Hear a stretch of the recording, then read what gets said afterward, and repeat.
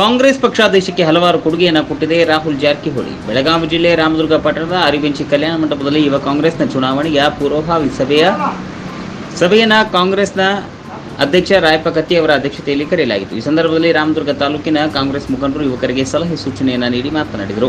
ಈ ಸಭೆಯಲ್ಲಿ ಸಚಿವ ಸತೀಶ್ ಜಾರಕಿಹೊಳಿ ಅವರ ಸುಪುತ್ರ ರಾಹುಲ್ ಜಾರಕಿಹೊಳಿ, ಪ್ರಧಾನ ಕಾರ್ಯದರ್ಶಿ ಅಭ್ಯರ್ಥಿ ಸ್ಥಾನಕ್ಕೆ ಸ್ಪರ್ಧಿಸಿರುವ ರಾಹುಲ್ ಜಾರಕಿಹೊಳಿ ಆಗಮಿಸಿ ಮುಖಂಡರಿಗೆ ಹಾಗೂ ಯುವಕರನ್ನು ಉದ್ದೇಶಿಸಿ ಮಾತನಾಡಿದರು. ನಮ್ಮ ದೇಶಕ್ಕೆ ಜವಾಹರಲಾಲ್ ನೆಹರು, ಲಾಲ್ ಬಹದ್ದೂರ್ ಶಾಸ್ತ್ರಿ, ಇಂದಿರಾ ಗಾಂಧಿ, ರಾಜೀವ್ ಗಾಂಧಿ ನಮ್ಮ ದೇಶಕ್ಕೆ, ಕಾಂಗ್ರೆಸ್ ಪಕ್ಷಕ್ಕೆ ಹಲವಾರು ಕೊಡುಗೆಯನ್ನು ಕೊಟ್ಟಿದೆ ಎಂದು ರಾಹುಲ್ ಜಾರಕಿಹೊಳಿ ಹೇಳಿದರು. ಈ ಸಂದರ್ಭದಲ್ಲಿ ರಾಮದುರ್ಗ ಕಾಂಗ್ರೆಸ್ನ ಪಕ್ಷದ ಎಲ್ಲ ಅಧ್ಯಕ್ಷರು, ಪದಾಧಿಕಾರಿಗಳು, ಮುಖಂಡರು ಮತ್ತು ಯುವಕರು ಹಾಗೂ ಕಾಂಗ್ರೆಸ್ನ ಅಭ್ಯರ್ಥಿಗಳು, ಕಾಂಗ್ರೆಸ್ ಕಾರ್ಯಕರ್ತರು ಉಪಸ್ಥಿತರಿದ್ದರು.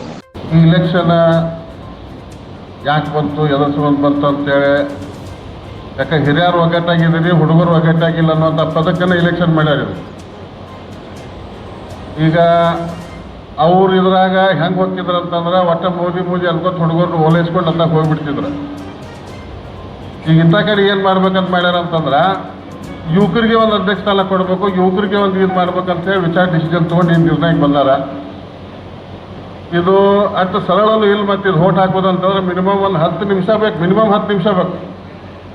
ಯಾಕಂದ್ರೆ ಒಂದು ಹುಡುಗ ಒಂದು ಯುವಕಗ ಸುಮಾರು ಇಲ್ಲ ಅಂತಂದ್ರು 5 6 ಓಟ್ ಅಂತಾರ, 6 ಓಟ್ ಹಾಕುವಷ್ಟ ಸಮಯ ಬೇಕು. ಆ ಹುಡುಗರಿಗಿನ ಸಾಧ್ಯ ಅದ, ನಿಮ್ಮಂತವ್ರಿಗಿಲ್ಲ. ಬಹಳಷ್ಟು ಬಲವರ್ಧನೆಗೊಳಿಸಬೇಕು, ಬಲಿಷ್ಠವಾಗಿ ಇವತ್ತು ಕಾಂಗ್ರೆಸ್ ಪಕ್ಷವನ್ನು ಕಟ್ಟಬೇಕಂತೇಳಿ ರಾಹುಲ್ ಗಾಂಧಿ ಅವರು ಯೂತ್ ಕಾಂಗ್ರೆಸ್ ಅನ್ನು ಸ್ಥಾಪನೆ ಮಾಡಿದ್ದಾರೆ. ಅದಕ್ಕೆ ಪ್ರತಿ ವರ್ಷ 3 ವರ್ಷಕ್ಕೆ ಒಂದು ಸಾರಿ ಚುನಾವಣೆ ಆಗುತ್ತೆ. ಅದಕ್ಕೆ ಪ್ರತಿ ಚುನಾವಣೆಯಲ್ಲೂ ಅಂದ್ರೆ ವೋಟಿಂಗ್ ಮುಖಾಂತರ, ಆನ್ಲೈನ್ ವೋಟಿಂಗ್ ಮುಖಾಂತರ ವೋಟಿಂಗ್ ಆದ್ರೆ ಸದಸ್ಯರು ಬಹಳಷ್ಟು ಜನ ಆಗ್ತಾರೆ. ಈ ಪಕ್ಷ ಬಲವರ್ಧನೆ ಆಗತ್ತಾ, ಸಂಘಟನೆ ಆಗತ್ತಾ ಅಂತ ಉದ್ದೇಶವನ್ನು ಇಟ್ಟುಕೊಂಡು ಇವತ್ತು ರಾಹುಲ್ ಗಾಂಧಿ ಅವರು ಈ ಯೂತ್ ಕಾಂಗ್ರೆಸ್ ಅನ್ನ ಸ್ಥಾಪನೆ ಮಾಡಿದ್ದಾರೆ. ಅದರ ಜೊತೆಗೆ ಇವತ್ತು ಈ ಚುನಾವಣೆ ನಮ್ಮಲ್ಲಿ ಭಿನ್ನಮತ ಮೂಡಿಸುವಂತ ಚುನಾವಣೆ ಅಲ್ಲ, ಸಂಘಟನೆಯನ್ನು ಬಳಸಲಿಕ್ಕೆ ಮಾಡಿರುವಂತಹ ಚುನಾವಣೆ. ಅದರ ಜೊತೆಗೆ ಇವತ್ತು ಈ ಪಕ್ಷವನ್ನ ಗಟ್ಟಿಯಾಗಿ ಕಟ್ಟಬೇಕು. ನಮ್ಮ ವಿರೋಧದಲ್ಲಿರುವಂತಹ ಬಿಜೆಪಿ ಅವರು ಏನು ಯುವಕರನ್ನ ಸೆಳ್ತಾ ಇದ್ದಾರ, ಅದನ್ನ ತಡೆಗಟ್ಟಿ ಕಾಂಗ್ರೆಸ್ನಲ್ಲೂ ಕೂಡ ಯುವಕರು ಬಹಳಷ್ಟು ಜನ ಇದ್ದಾರೆ. ಈ ಯೂತ್ ಕಾಂಗ್ರೆಸ್ನಲ್ಲಿ ಬಹಳಷ್ಟು ಯುವಕರು ಒಗ್ಗೂಡಿ ಕೆಲಸ ಮಾಡ್ತಾರೆ ಅಂತ ಹೇಳಿ ಈ ಯೂತ್ ಕಾಂಗ್ರೆಸ್ ಸಂಘಟನೆಯನ್ನ ಮಾಡಿದ್ದಾರೆ. ವಯಸ್ಸಾದವ್ರಿದ್ದೀವಿ, 10% ನಾವು ಯೂತ್ಸ್ ಇಲ್ಲ. ಇದು ನಮ್ದು ಕೊರತೆ. ಅವ್ರು ಮಾಡಾಕತ್ತಿದ್ದು ಏನಪ್ಪಾ ಅಂತ ಹೇಳಂದ್ರೆ ಹೈಯೆಸ್ಟ್ ಮಾಡಾಕತ್ತಿದ್ದು ಯೂತ್ಸ್ ತಗೋತಾರ. ಅವ್ರು ಫಸ್ಟ್ ಯೂತ್ಸ್ ಓಡಾಡಕ್ ಕೊಡ್ತಾರೆ, ಹಿರಿಯರಿಗೆ ಕೊಡಂಗಿಲ್ಲ. ಹಿರಿಯರ ಸ್ಥಾನ ಹಿರಿಯರಿಗೈತಿ, ಹುಡುಗರ ಸ್ಥಾನ ಹುಡುಗರಿಗೈತಿ. ಆಲ್ರೆಡಿ ಅವ್ರು ಭಾಳ ಅಳ್ದೇವಿ. ಸಂಘಟನೆಗಳು ನಮ್ಮ ಕಡೆ ಉಳಿದಿಲ್ಲ, ಭಾಳ ಅಂದ್ರೆ ಭಾಳ ನಮ್ಮ ಸಂಘಟನೆಗಳು ಹಿಂದೆ ಉಳಿದಾವ ಆಲ್ರೆಡಿ. ಈಗ ಹೀಗಾಗಿ ನಾವು ಏನು ರಾಹುಲ್ ಅನ್ನ ನಿಂತಾರ, ಮತ್ತೇನು ನಮ್ಮ 6 ಜನ ಹುಡುಗರು ನಿಂತಾರ, ಅವ್ರಿಗೆಲ್ಲರಿಗೆ ನಾವು ಎಲ್ಲರೂ ಸೇರಿ ಯೂತ್ಸ್ ನಾವು ಕಮ್ಮಿ ಇದೀವಿ. ಹಿರಿಯರು ಇದ್ರೊಳಗೆ ನಾವು ಯೂತ್ಸನ್ನ ಹುಡುಕ್ಯಾಡ್ಕೊಂಡ ಇವ್ರಿಗೆಲ್ಲರಿಗೆ ನಾವು ಚಲೋ ತಂಗಿ ನಾವು ಹಿರಿಯರು ನಿಂತು ಇವ್ರಿಗೆ ಆರಿಸಿ ತೊಗೊಂಬರೋಣ, ಇವ್ರ ಮುಂದೆ ನಾವು ಇವ್ರು ಓಡಾಡಕ್ಕೆ ಅವಕಾಶ ಮಾಡಿಕೊಡೋಣ ಅಂತ ಹೇಳಿ ಯುವಕರು ಅವಶ್ಯವಾಗಿ. ಯಾಕಂದ್ರೆ ಇವತ್ತಿನ ಕಾಲದೊಳಗೆ ಸಂಘಟನೆಯಿಂದ ಪಕ್ಷ ಮುಂದೆ ಹೋಗ್ತೈತಿ.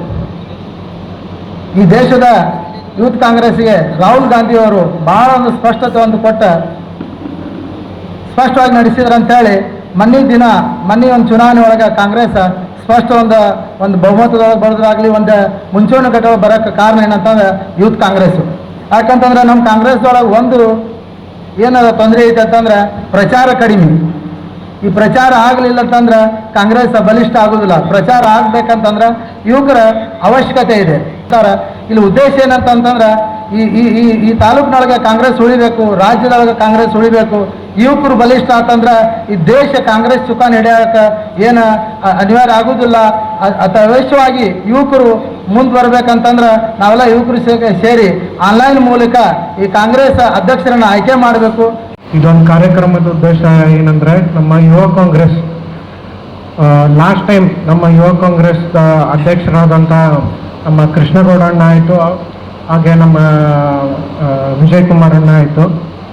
ಅವರೆಲ್ಲ ಲಾಸ್ಟ್ ಟೈಮ್ ಬರೀ 2 ಅಂತ ಇತ್ತು, ಒಂದು ಬ್ಲಾಕು, ಒಂದು ಒಂದು ಅರ್ಬನ್ನು, ಒಂದು ರೂರಲ್ಲು ಅಂತ, ಸಿಟಿ ಮತ್ತು ಹಳ್ಳಿದು 2 ಇತ್ತು. ಬಟ್ ಈ ಸತಿ ನಮ್ಮ ಕಾಂಗ್ರೆಸ್ ಪಕ್ಷದವರು ಎಲ್ಲ ಇದನ್ನ ಮಾಡಿ ಒಂದು ಅಸೆಂಬ್ಲಿ ಅಂತ ಮಾಡಿದ್ದಾರೆ. ನಾನು ಆ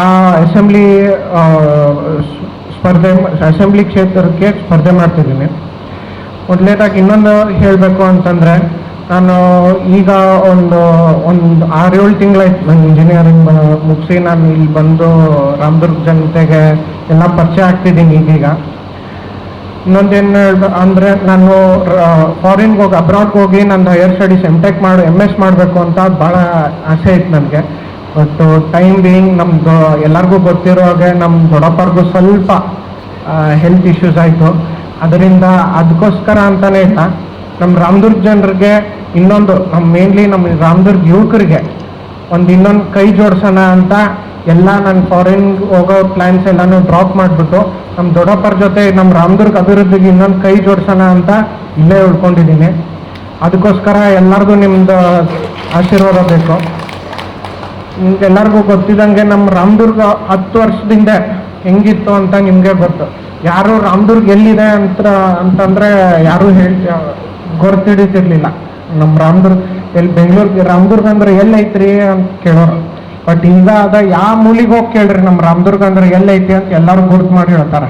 ಹಂಗೆ ಒಂದು ರಾಮದುರ್ಗ ಒಂದು ಹಂತಕ್ಕೆ ತಂದೀವಿ. ಈಗ ಎಷ್ಟೊಂದು ಅಭಿವೃದ್ಧಿ ಇದಕ್ಕೆ ಬಂದರೆ ನಾವು ಹೆಂಗಿತ್ತು ರಾಮದುರ್ಗ ಅಂದರೆ ಮಳೆ ಗಿಳೆ ಹಿಂಗೆ ಜೋರು ಮಳೆ ಬಂತಂದ್ರೆ ನಮ್ಮ ಪ್ಯಾಂಟು ಪಂಚೆನ ಎತ್ಕೊಂಡು ಓಡಾಡಬೇಕಾಗಿತ್ತು ಅಂಥ ಪರಿಸ್ಥಿತಿ ಇತ್ತು ನಮ್ಮ ರಾಮದುರ್ಗದ್ದು. ಒಂದು ಸಣ್ಣ ಉದಾಹರಣೆ ಅಷ್ಟೇ ಹೇಳ್ತಿರೋದು. ಎಷ್ಟು ರೋಡು ಎಲ್ಲ ಕಾಂಗ್ರೆಸ್ ಪಕ್ಷದ ಹಾಗೂ ಜಾರಕಿಹೊಳಿ ಫ್ಯಾಮಿಲಿ ಹಾಗೂ ಪಟ್ಟಣ ಫ್ಯಾಮಿಲಿ ಅವರ ತಾಲೂಕಿಗೆ ಒಂದು ಈ ಯುವಕರದ್ದು ಒಂದು ಏನು ಹೊಸದ ಇದು ಪೀಳಿಗೆ ಇದೈತಿ. ನೀವೆಲ್ಲ ಇಷ್ಟೆಲ್ಲ ಜನಸಂಖ್ಯೆ ಸೇರಿಸಿ ಇದನ್ನ ಮಾಡ್ತಾ ಆರ್ಗನೈಸೇಷನ್ ಮಾಡ್ತಾ ಇದ್ದೀರಾ, ಭಾಳ ಸಂತೋಷ. ನೀವೇ ನಾಳಿನ ದಿವಸ ಈ ಪ್ರಜೆಗಳು. ಅದಕ್ಕೆ ಈಗ ನಮ್ಮ ಕಾಂಗ್ರೆಸ್ ಪಕ್ಷದ್ದು ಯಾಕಂದ್ರೆ ವೇಳೆ ಭಾಳ ಆಗೈತಿ, ಎಲ್ಲ ಅಡುಗೆನೂ ರೆಡಿ ಆಗೈತಿ, ಘಮ ಘಮ ಅಂತ ಐತಿ, ಎಲ್ಲರೂ ಹೊಟ್ಟೆ ಸೇಕತೈತಿ. ಅದಕ್ಕೆ ನಾನು 2 ಮಾತು ನಮ್ಮ ಕಾಂಗ್ರೆಸ್ ಪಕ್ಷದ ಪರವಾಗಿ ಹಾಗೂ ನಮ್ಮ ಎಲ್ಲ ಕಾಂಗ್ರೆಸ್ ಪಕ್ಷದ ಎಲ್ಲ ಹಿರಿಯರ ಕುಟುಂಬದ ಪರವಾಗಿ 1-2 ಮಾತು ಮಾತಾಡಬೇಕು ಅಂತ ಆಸೆ ಇದೆ. ಈಗ ನಮ್ಮ ಕಾಂಗ್ರೆಸ್ಲಿದ್ದಾನೆ ಸ್ವಾತಂತ್ರ್ಯ ಸಿಕ್ಕಿರೋದು. ನಮ್ಮ ಕಾಂಗ್ರೆಸ್ ಪಕ್ಷದಲ್ಲಿದ್ದ ಇತಿಹಾಸ ನಿಮ್ಗೆಲ್ಲ ಗೊತ್ತು. ಅವಾಗ ಏನು ಎಲ್ಲ ಜಾತಿಯವರು ಸೇರಿ ಸ್ವಾತಂತ್ರ್ಯ ತಗೊಂಡಿದ್ದಾರೆ. ನಮ್ಮ ಕೊಟ್ಟಿರೋದೇ ಸ್ವಾತಂತ್ರ್ಯ ನಮಗೆ ಹಿಂದೂಸ್ತಾನ್ ಅಂತ ಕೊಟ್ಟಾರೆ.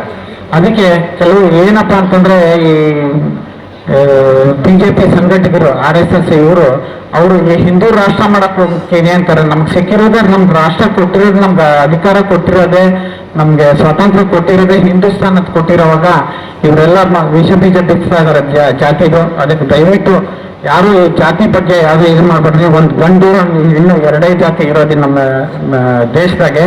ಅದಕ್ಕೆ ಎಲ್ಲರೂ ನಾವು ಅಣ್ತಮ್ಮಂದ್ರಾಗಿ ಇರೋದು, ಒಗ್ಗಟ್ಟಾಗಿ ಇರೋದಕ್ಕೆ ಅದು ಸ್ವಾತಂತ್ರ್ಯ ಸಿಕ್ಕೈತಿ. ಅದನ್ನ ಈ ವಿಷ ಬೀಜ ಬಿತ್ತು ಎಲ್ಲರನ್ನ ಅಣ್ತಮ್ಮಂದ್ರನ್ನ ಅಕ್ಕಂಗಿಯರನ್ನೆಲ್ಲ ಬೇರೆ ಮಾಡಕ್ ಹೊಂಟಾರವರು. ಅದು ಕಿವಿಗೊಡ್ಬೇಡ್ರಿ.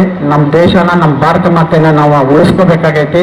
ಅದರಲ್ಲೂ ಯುವಕ ಜನಕರಲ್ಲಿ ನಾನು ಹೆಚ್ಚಿಗೆ ಹೇಳಬೇಕು ಅಂತಂದ್ರೆ ಅವ್ರುಗಳು ಇದಕ್ಕೆ ಅವರು RSS ಇದಕ್ಕೆ ಬಲಿ ಬೀಳ್ತಾ ಇದ್ದಾರೆ. ಅದಕ್ಕೆ ದಯವಿಟ್ಟು ಕೈ ಮುಗಿದು ಕೇಳ್ಕೊಳ್ತೀನಿ, ನೀವು ಯಾರು ಅಭಿವೃದ್ಧಿ ಮಾಡ್ತಾರೆ, ಯಾರು ಇದು ಮಾಡ್ತಾರೆ ಅನ್ನೋದು ಅದನ್ನ ನೀವು ಯುವಕರು ಅದನ್ನ ಎಲ್ಲರಿಗೂ ತಿಳುವಳಿಕೆ ಹೇಳಿ ದುಶ್ಚಟಗಳು ಬೀಳಬಾರ್ದು. ಮತ್ತೆ ಆತ್ಮೀಯ ನಮಸ್ಕಾರನ ವೇದಿಕೆ ನಾವೆಲ್ಲರೂ ಇಲ್ಲಿ ಸೇರಿದಂಥ ಉದ್ದೇಶ ತಮ್ಮೆಲ್ಲರಿಗೂ ಈಗಾಗಲೇ ಬರ್ತದೆ. ಕಳೆದ 13 ದಿವಸಗಳಿಂದ ಅಂದರೆ 20 ಆಗಸ್ಟ್ನಿಂದ ಈ ಯೂತ್ ಕಾಂಗ್ರೆಸ್ ಒಂದು ಚುನಾವಣೆ ಪ್ರಕ್ರಿಯೆ ಇದೆ, ಅದು ಪ್ರಾರಂಭವಾಗಿದೆ. ಇನ್ನೂ 20 ಸೆಪ್ಟೆಂಬರ್ವರೆಗೂ ಅಂದರೆ ಇನ್ನೂ 17 ದಿವಸದ ಕಾಲ ಈ ಮತದಾನ ಪ್ರಕ್ರಿಯೆ ಮಾಡಲಿಕ್ಕೆ ನಮಗೊಂದು ಸಮಯಾವಕಾಶ ಇದೆ. ಈ 15 ದಿವಸವರೆಗೂ ಇನ್ನೂ ಹೆಚ್ಚಿನ ಮೆಂಬರ್ಶಿಪ್ಗಳನ್ನು ನಾವು ರಾಮದುರ್ಗ ಮತಕ್ಷೇತ್ರದಿಂದ ಮಾಡಬೇಕಂತ ಉದ್ದೇಶದಿಂದ ಸನ್ಮಾನ್ಯ ಶ್ರೀ ರಾಮದುರ್ಗ ಮತಕ್ಷೇತ್ರದ ಶಾಸಕರಾದ ಅಶೋಕ್ ಪಟ್ಟಣ್ ಅವರ ನೇತೃತ್ವದಲ್ಲಿ ನಾವು ಹಲವಾರು ಸರಿ ಹಿಂದೆ ಕೂಡ ಅವ್ರಿಗೆ ಭೇಟಿಯಾಗಿದ್ದಾರೆ.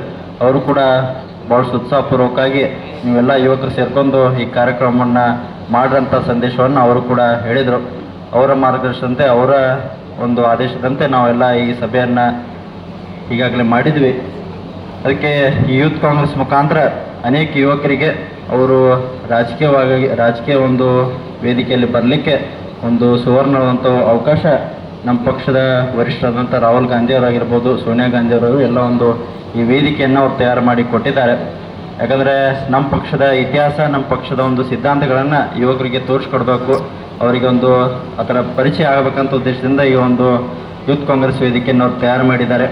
ನಮ್ಮ ಪಕ್ಷದ ಒಂದು ಇತಿಹಾಸ ತಮ್ಮೆಲ್ಲರೂ ಹಿರಿಯರಿಗೂ ತಮ್ಮೆಲ್ಲರಿಗೂ ಗೊತ್ತಿರ್ಬೋದು. ಒಂದು 100 ವರ್ಷಕ್ಕಿಂತ ಹೆಚ್ಚು ಇತಿಹಾಸ ಹೊಂದಿರುವಂಥ ಯಾವುದಾದ್ರೂ ಪಕ್ಷ ನಮ್ಮ ದೇಶದಲ್ಲಿದ್ದರೆ ಒಂದು ಕಾಂಗ್ರೆಸ್ ಪಕ್ಷವನ್ನು ಹೇಳಬೇಕಾಗತ್ತೆ. ಹೋರಾಟದಲ್ಲಿ ಹಿಡ್ಕೊಂಡು ಸ್ವಾತಂತ್ರ್ಯ ನಂತರ ಈ ದೇಶವನ್ನು ಬಲಿಷ್ಠವಾಗಿ ಮಾಡಲಿಕ್ಕೆ, ಆರ್ಥಿಕವಾಗಿ ಒಂದು ಸಬಲೀಕರಣ ಮಾಡಲಿಕ್ಕೆ ಯಾವುದಾದ್ರೂ ಪಕ್ಷ ಹೋರಾಟ ಮತ್ತು ಈ ದೇಶಕ್ಕೆ ಕೊಡುಗೆ ಕೊಟ್ಟಿದ್ರೆ ಅದು ಕಾಂಗ್ರೆಸ್ ಪಕ್ಷ ಅಂತ ಈ ಸಂದರ್ಭದಲ್ಲಿ ಹೇಳಬೇಕಾಗತ್ತೆ. ನಮ್ಮ ಪಕ್ಷದ ಅನೇಕ ಅಂದಿನ ಪ್ರಧಾನಮಂತ್ರಿಗಳು ಜವಾಹರ್ಲಾಲ್ ನೆಹರು ಅವರಾಗಿರ್ಬೋದು, ಲಾಲ್ ಬಹದ್ದೂರ್ ಶಾಸ್ತ್ರಿ ಅವರು, ರಾಜೀವ್ ಗಾಂಧಿ ಅವರು, ಇಂದಿರಾ ಗಾಂಧಿ ಅವರು, ಈ ಅನೇಕ ಜನರು ತಮ್ಮ ಜೀವನವನ್ನೇ ಈ ದೇಶದ ಸಲುವಾಗಿ ಒಂದು ತ್ಯಾಗವನ್ನು ಮಾಡಿದರು. ಈ ದೇಶವನ್ನು ಸುಧಾರಣೆ ಮಾಡಲಿಕ್ಕೆ ಅನೇಕ ತಮ್ಮದೇ ಆದಂಥ ರೀತಿಯಲ್ಲಿ ತಮ್ಮ ಸಮಯಾವಧಿಯಲ್ಲಿ ಅವರು ಸಾಕಷ್ಟು ಈ ದೇಶಕ್ಕೆ ಕೊಡುಗೆಯನ್ನು ಕೊಟ್ಟಿದ್ದಾರೆ. ಅದಕ್ಕೆ ಮುಂದಿನ ದಿನಗಳಲ್ಲಿ ನಮ್ಮ ಕಾಂಗ್ರೆಸ್ ಪಕ್ಷ ಕೇಂದ್ರ ಸರ್ಕಾರದಲ್ಲಿ ಮತ್ತೆ ಅಧಿಕಾರಕ್ಕೆ ಬರಬೇಕು, ಮತ್ತೆ ಈ ದೇಶದ ಒಂದು ಅಭಿವೃದ್ಧಿ ಸಲುವಾಗಿ, ಈ ದೇಶದ ಯುವಕರ ಸಲುವಾಗಿ ಏನೇನೋ ಮೂಲಭೂತ ಸೌಕರ್ಯಗಳ ಕೊರತೆ ಇದ್ದಾವೆ, ಅವನ್ನೆಲ್ಲ ಸರಿಪಡಿಸ್ಬೇಕಂದ್ರೆ ನಮ್ಮ ಕಾಂಗ್ರೆಸ್ ಪಕ್ಷ ಮತ್ತೆ ಅಧಿಕಾರಕ್ಕೆ ಬರಬೇಕಂತ ಒಂದು ಉದ್ದೇಶ ಇಟ್ಕೊಂಡು ಅದಕ್ಕೆ ಅದನ್ನ ಆಗಬೇಕಂದ್ರೆ ನಮ್ಮ ತಳಮಟ್ಟದಿಂದ, ಬೂತ್ ಮಟ್ಟದಿಂದ, ಗ್ರಾಮ ಮಟ್ಟದಿಂದ ನಾವು ಪಕ್ಷ ಸಂಘಟನೆ ಮಾಡಬೇಕು. ಅದಕ್ಕೆ ಮುಂಚೂಣಿಯಲ್ಲಿ ಯುವಕರು ಅದರಿಗೆ ಹೆಚ್ಚಾನೆಚ್ಚು ಒಂದು ಜವಾಬ್ದಾರಿಯನ್ನು ತಗೋಬೇಕು, ಅವರಿಗೆ ಜವಾಬ್ದಾರಿ ಕೊಡಬೇಕಂತ ಉದ್ದೇಶದಿಂದ ಯೂತ್ ಕಾಂಗ್ರೆಸ್ಸು ಸಕ್ರಿಯವಾಗಿ ಈಗಾಗಲೇ ಹಲವಾರು ವರ್ಷಗಳಿಂದ ಕಾರ್ಯವನ್ನು ಮಾಡ್ಕೊತ ಬಂದಿದ್ದೆ.